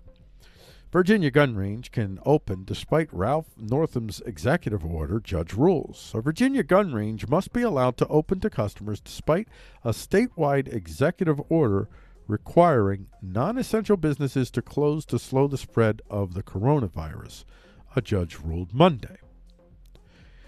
The order issued by Lynchburg Circuit Judge F. Patrick Yates said federal and state protection on the right to bear arms outweighs any emergency authority held by Democrat Governor Ralph Northam to order the gun range closed. The Safe Side Gun Range in Lynchburg filed a lawsuit challenging the governor's executive order along with Gun Owners of America, the Virginia Citizens Defense, a bunch of stuff. All right, so that's just going to unfold, and we'll see how all that ramifications suit itself out. Just depends on which faction has the judge. There is no objective truth. There is only reality of power. There you go, especially when you're talking about this. So the decisions are not an intellectual pursuit. They are simply who has the butts and seats, and I'm not sure what that is and what that dimension is. As far as who will end up winning there, it'll depend on whether the R's or the D's have the butts in those seats on that issue. Sadly. Flowers can make their nectar sweeter when they hear bees buzzing, from Truth Theory. And here's an excerpt. Professor Lilac Haydency of Tel Aviv University was intrigued by the fact that we are living in a continuous soundscape filled with sounds of birds, insects, winds, and so on. Owing to the omnipresence of sounds, Hadani was curious about whether plants also have a sense of sound. A team of researchers working under Hadani reached positive conclusions in this regard, at least in the case of the evening primrose or Onothera drummondi. They found out that this plant could indeed sense the vibrations produced by the flapping wings of its pollinators. Sensing that, the plant would temporarily increase the glucose levels in their nectar so as to attract the insects. So they literally got them all heated and hotted and bothered and oozing. You make me ooze. You make me ooze. That's so romantic. So nice. Do you have a favorite bee butt? Or does all bee butts look alike to you? It's like certain bee butts that they back that up. No, they're not backing their butts on you. They're not stinging you. What am I saying? No, they get that little action. Any bees that got like better action is like, oh man, yo, Frank was here the other day. Frank was here? Oh man, I was sleeping. I know. Tried to wake you. Oh, he licked up on it good. Frank. Oh, that guy. I guess, how long has he got to live? No, 2 weeks? Oh, man. Dang. Well, enjoy it while you can, kids. Something like that. Like flower life. Can estrogen and other sex hormones help men survive coronavirus? From the New York Times. As coronavirus swept through communities around the world, preying disproportionately on the poor and the vulnerable. Not really. It's how it always works. Not disproportional at all. It's how it is. The human beings that are ground down to dust sooner, they have less ability to fight things like this in general. They die sooner in general, too, for other reasons. One disadvantaged group has demonstrated remarkable resistance. Women around the world. I don't want to read all the stuff they wrote. Now go to the next part. Which has made doctors wonder, could hormones produced in greater quantities by women be at work? Oh, come on. I just put this up because, okay, why not? Now scientists on two coasts acting quickly on their hunches in an effort to save men's lives. That is so, in an effort to save men's lives. Now they're like, yo man, we could get funding for this. Frank is not the B. They're different Franks. B Frank is very different than this Frank. Oh, Frank. Yo, hook that up. You know how to write grants and stuff, right? I got this. All right. Do this. Let's do this. We could play around with estrogen. We could shoot men up with estrogen. That'd be awesome. Dude, that'd be awesome. I want to run these tests. Just for fun. The 2 clinical trials will each dose men with the sex hormones for limited durations. Aw. Last week, doctors on Long Island in New York started treating coronavirus with estrogen in an effort to increase their immune systems. And next week, they were hot. They were totally hot. Physicians in Los Angeles will start treating male patients with another hormone that is predominantly found in women, progesterone, which has anti-inflammatory properties and can potentially prevent harmful overreactions of the immune system. Also makes you drive terribly. I'm kidding. Side effects include not being able to parallel park. I'm just kidding. I love everyone. I'm not a misogynist. I just play one on TV. There's a striking difference between the number of men and women in the intensive care unit, and men are clearly doing worse, said Dr. Sarah Gunther, a pulmonologist and intensive care physician at Cedars-Sinai in Los Angeles, who is the principal Oh, yeah. Yeah. There's a bunch of ladies. Oh, it's not. Frank is not who I thought she was. Frank is Sarah. Frank. That's Frank. That's Frank. Frank is Sarah. Sarah's Frank. Still calling you Frank, though. I'm going to go with Frank, though. Frank Gandahari sounds better than Sarah anyway. And it sounds really cool when you know that it's a woman and that's her name. It's way cooler. Frank the woman is way cooler than Frank the man. You guys grant that, right? When she shows up and she's Frank and she's a woman, that's cool, right? Y'all down with that, right? She said 75% of the hospitals I already said that. So there you go. Good job, Frank. You got that dollar, and then you get to, hey, ladies. Ask them everybody on your study group. Your doctors are all women. It just worked out that way. Just a coincidence. Yeah, the women are like, don't you work in a hospital in which there's only 2 women that are in this field? And you have a team of 12 people. That some of them come from far away as Africa to be here. Like 12 women. That's... yeah, just how it worked out. 12 ladies. Didn't they all pay $1 million to be part of this so that they could get the privilege of injecting men with estrogen? No. They got their governments to give them. No, I'm just kidding. I'm sure it's nothing like that. But it'd be funny. You know what? That'd be real cool if it was true. I'd be like, mad props to you ladies. Finally, mad props. Way to thug. If you can't thug, what are you even doing with your life? 2 million chickens will be killed in U.S. processing plants because of lack of employees. This is actually already happened. 2 million chickens on several farms in Delaware and Maryland have been depopulated. Meaning, humanely killed. We sat them down, we talked to them, we reasoned with them, and we gave them a .357 Magnum wheel gun, and they did what they had to do, understanding the reality that they were a useless mouth to feed and that nobody was going to eat them. And it was amicable. It was an amicable separation. And unfortunately, you really couldn't ask them any more questions about this at this time due to the death of them. Due to a lack of employees, well, they were killed because of a lack of employees to process. So you can't keep these chickens there. You only have so much space. If they're not going out getting then they're still going to have to get killed. So you think about the waste. Never mind. Well, that's what I'm here for. But I you know what? This is one of these stories I got to watch it. I should have. This is the last one here too. And this one I could really. So much here.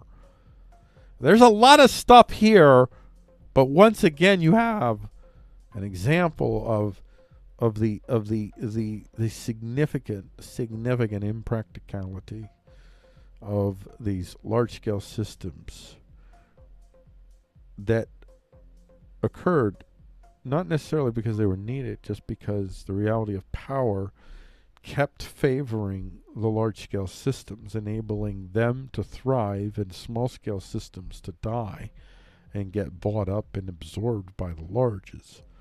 And so we're in a situation where if a few meat plants shut down, all of Americans could starve. I mean, that's a bit much, but it could cause significant, we're about ready to find out, it could cause significant upheaval.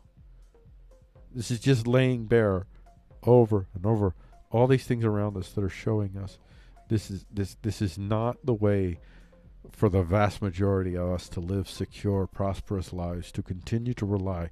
We cannot have Amazons and Walmarts anymore. And I'm not for passing laws that make it prohibited to be an Amazon. I'm for dismantling very, very selectively and prudently, not just wholesale. Well, in the reality of power, not just wholesale, for reasons due to least harm, of dismantling all of the laws that continue to allow this concentration of power in the first place. It's the laws that exist that are allowing this concentration. We don't need more laws. Well, we may need, well, on the main, we don't need more laws. The only reason we need more laws is if we want to balance out the imbalance. But we could balance out the imbalance. The imbalance is between we the poors and the citadelians, and creating conditions in which citadelians can increasingly draw from the fat of the land, and we're left with scraps, more and more scraps. That's where we're going. And all we have to do is break down the fundamental barriers that allow them to create this artificial scarcity.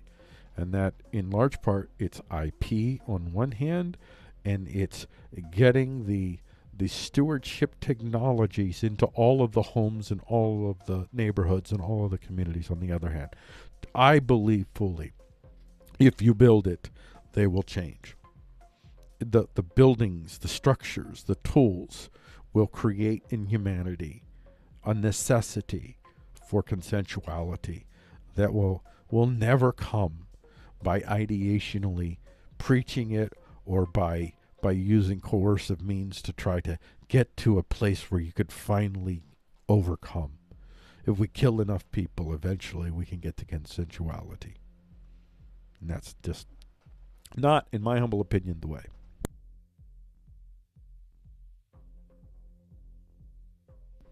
Just to let you know, Hello Kitty is the official water cup of Frico Talks the News. And I am Frico.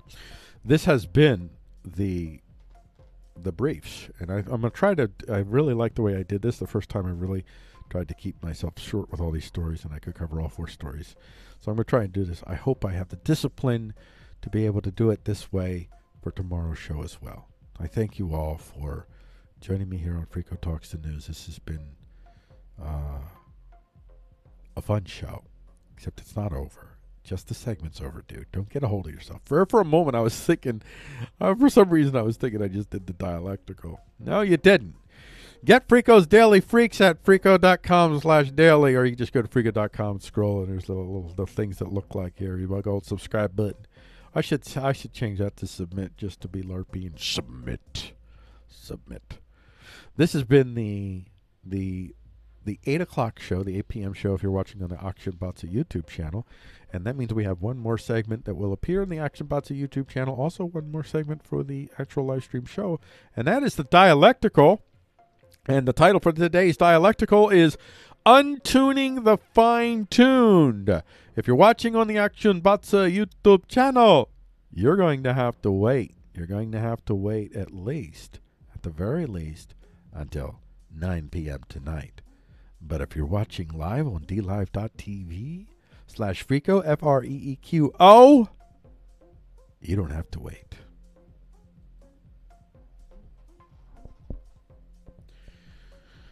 Oh, boy. I really got to figure out why. Oh, this thing is cutting out the audio works. Everything's fine. And then all of a sudden, the audio doesn't work, and I just don't understand how that is the case, and I'm very bothered by it, and I will do what I can do to poop on a stick. Just poop on a stick. Why can't I hear you? Tell me why. Alrighty. At any rate, we're going to go to the dialectical, which is the last segment of the show, and I will probably, maybe later today, I'll probably do a test live stream on DLive in which I'm going to go through these things and try to figure out if it's an issue on what's going on. Because I got to get DLive to work. That's the main platform that I want to focus on, the live stream. So it's kind of important that I get that one to work. I am live streaming on YouTube there. So if you're watching on YouTube, if you're watching on YouTube, you know I'm not just speaking entirely into a void. I'm also live streaming on Facebook, but those won't be my focus. I'm not really kind of concentrate on those platforms for the live streams. It's going to be the DLives, and I will figure it out. I'm going to figure out what the fragnaggle is going on, especially now that I've done this level of troubleshooting and I can determine it starts off fine, everything's good, and then at some point, something happens. What is that something? Let's record this last segment here. Well, let me hold on 1 second here. Let's take my last little break. As the show goes on, my throat gets tough. It gets tougher and tougher as I go on. But I soldier on for you, the people, and I have it there is Hello Kitty. Got to have the Hello Kitty cup in the shot, otherwise what's the point? All of this is really just content marketing for Hello Kitty.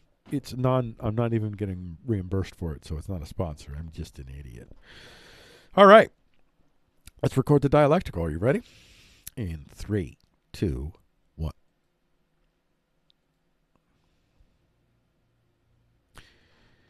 And this is the dialectical for Frico Talks the News on Wednesday, April 29th,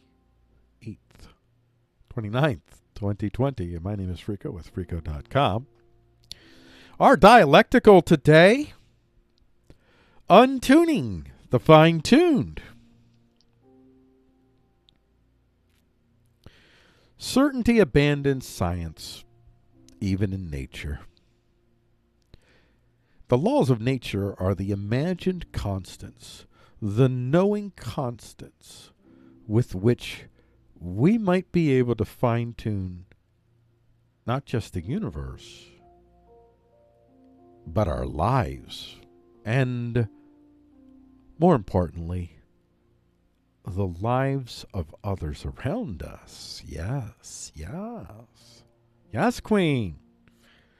This level of certainty is necessary if one were to imagine that taking action that causes harm, suffering, loss to people who have not directly attempted to harm or succeeded in harming you first is justified by the certainty of the outcome that, in the end, those that survive the unfortunate mess of becoming pure and finally right, as humans will all benefit in the end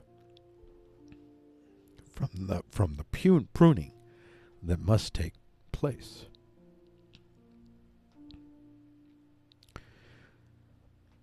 I prune others that others might live, though I never prune myself. Science has afforded many with this powerful notion that we need not rely on myths, the spooks, the ghosts of our forefathers, our heritage anymore. We can become what we want to be with just a little science. With science, we can become the good. To me, it matters little if your justification for the mess that must consume the path to collective good comes from a Bible or a lab report. What matters is that you have the hubris, the temerity, in your pathetic, limited form, to imagine that you or any assemblage of you, with all the augmented machine powers of the universe at your disposal, define the good.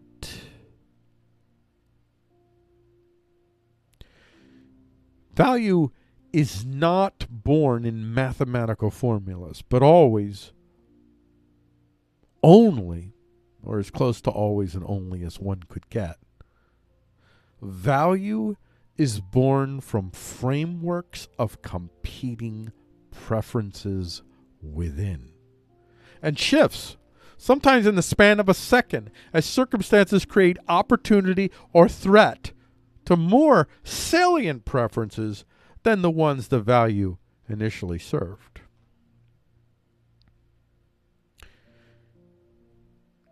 Seeing the humans, such as we are, fall down holes they thought were built on limestone, well, it's one of the more perverse pleasures in life that I offer little resistance to temper. The constant Icarus dives of science, especially these past few years, as a result of their own work that leads them to discover the vast confusion of chance and dark rooms where human instruments cannot see. This has given me hope. A little hope. That perhaps the grand planners, the architects of human perfection, will be felled by their own certain machines, left to the dust of their own experiments. And here, what I present here, coming up, may just be a pretty major wrinkle in the smooth silk sheet of certainty, one that untunes the fine-tuned. So this is an excerpt from Science Daily. New findings suggest laws of nature not as constant as previously thought. In a paper published in the journal Science Advances, scientists from UNSW Sydney reported that 4 new measurements of light emitted from a quasar 13 billion light-years away reaffirm past studies that have measured tiny variations in the fine structure constant. UNSW Sciences professor John Webb says the fine structure constant is a measure of electromagnetism, one of the 4 fundamental forces in nature. The others are gravity, weak nuclear force, and strong nuclear force. And being rickrolled. There's a lot of rickrolling going on right now. I don't know why. I kind of did it to you just now, sort of. The fine structure constant is the quantity that physicists use as a measure of the strength of the electromagnetic force, Professor Webb says. It's a dimensionless number, and it involves the speed of light, something called Planck's constant, and the electron charge. And it's a ratio of those things. And it's the number that physicists use to measure the strength of the electromagnetic force. Hope you're getting all this.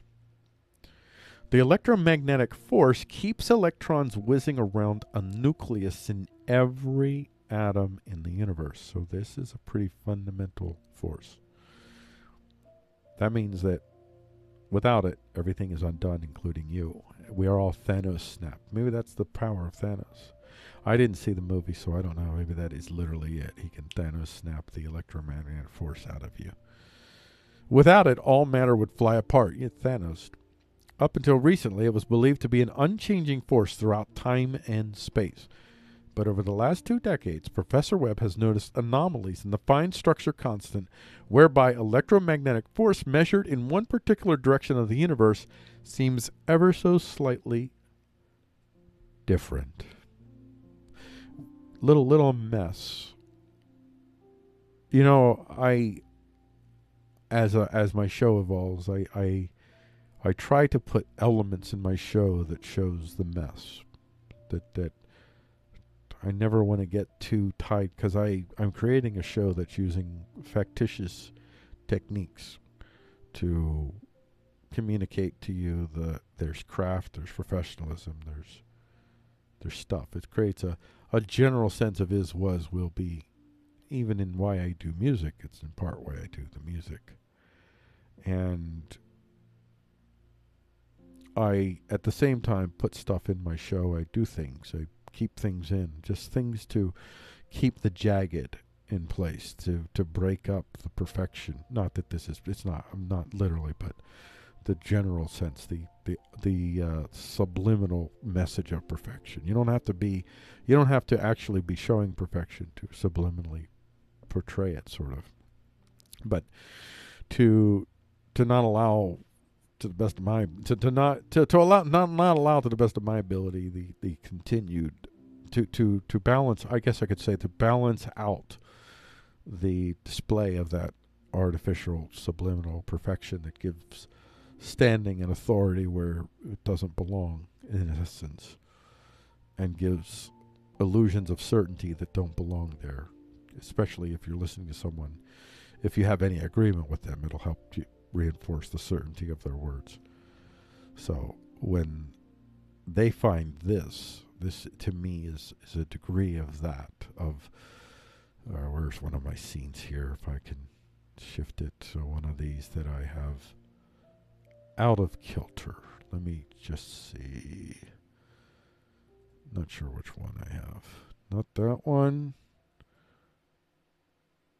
Not that one. Come on, where is it? Don't make me a lady a liar. There's a NewsPoem. It's not the NewsPoem. Is it the briefs?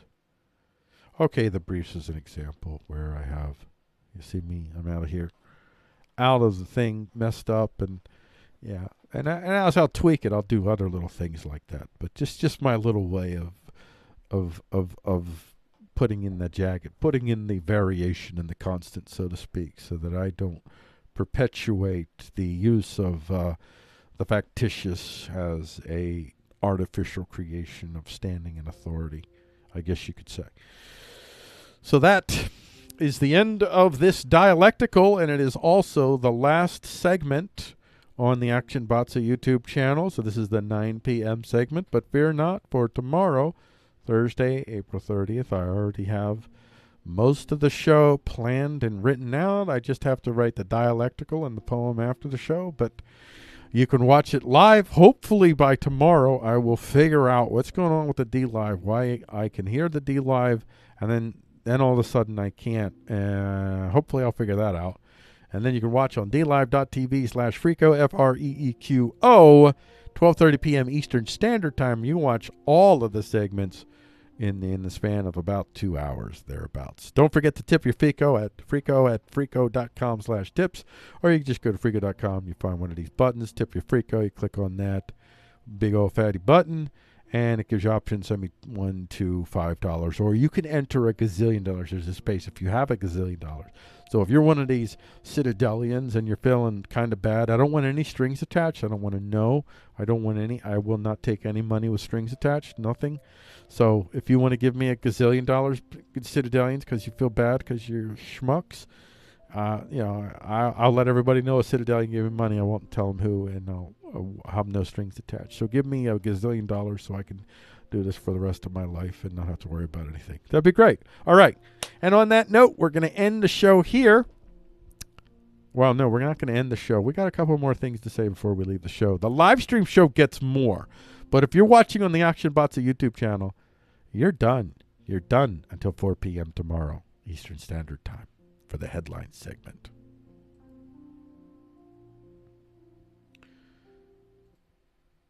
Oh, man, I made it through, man. I tell you, by the end of these shows. But I really like this format. I like the 2 hours. So I don't want to end that. I just got to do something with my voice, because by the end of the show, my voice and everything is like, it starts to conk out. I just don't have it. It's really, the primary reason is because of the acid reflux. Just tears at your throat, man. Just, yeah. So you don't need to worry about that, though, kids. Everything's going to be all right. Everything's going to be fine. Freako's going to be back tomorrow. Voice going to be like, oh, you know what I'm going to do, though? I didn't remember to do this last time, and I'm doing it now. Watch this. Check this out, ladies and gentlemen. You're going to love this. You know what? I was wrong. I made it 16 shows was yesterday. No. I know what I did. That said 16 the whole time. No. Today is the 16th show. Today's Wednesday. Nope. I was right. I need to change this. Ladies and gentlemen, I was already at 16 shows. I have made it 17! 17 shows without freaking out! 17 shows without freaking out, ladies and gentlemen! And in the course of that 17 shows, I only said one expletive also in the course of the entirety of those 17 shows. So come on, ladies and gentlemen. Come on. Give it up for Freako. I do it for you, the people. That's why I do what I do. No, I do this for myself. But hopefully you'll like it and you'll benefit from it, or you won't. And then that's fine. And then I'll just go home and I'll never talk about this again to anyone but my wife. And when I do talk about it with my wife, she'll give me the hiss eyes. And she'll say, never again. No, I'm just kidding. She actually enjoys my shows. Well, she doesn't watch the whole thing either. She watches the segments. She doesn't have time to watch all 2 hours of my stuff. She's way too busy. But she manages to watch two to three of the segments that she most likes, and then she does give me a lot of. She's actually helped me a lot as far as improving the show. Her and a couple other folks, but I gotta give a shout out wife as well. Really helped me really tighten up the show. If the show is getting better, then you can thank my wife, Jenna. You can thank her. Say thanks, Jenna, because she's making the show better just by watching it and telling me stuff. And that's the end of the show, ladies and gentlemen. But I'm going to play out. With a little. We're going to. Hold on. Nope. I don't do it like that. I don't. Nope. Pretend you didn't hear that. That didn't count. Nope. I'm gonna play out with. I forgot about the warning. I'm gonna play out with a little. Listen, man. If I upset you, I probably did. If you're conservative, if you're progressive, I know I said stuff that upset you. I'm sure. But just remember, listen, man. I love y'all. As long as you don't want to literally put a knife in my throat, I love you, and we can make bread together. We can figure this out. We do not need the Citadelians, and we don't need to destroy them. We have the power to just ignore them. We have the capacity. So here you go. We can still be friends, I hope. Thank you for engaging with this material presented. As usual, remember your views, your suppositions do not make you subhuman, nor did it permit you to subhumanize others. No humans were harmed in the making of the show, and we extend no wish of harm to anyone who hasn't directly harmed or threatened to harm others first, no matter how reprehensible we find your views. We will see you in the next Freako Talks, where Freako attempts to talk about the news without freaking out.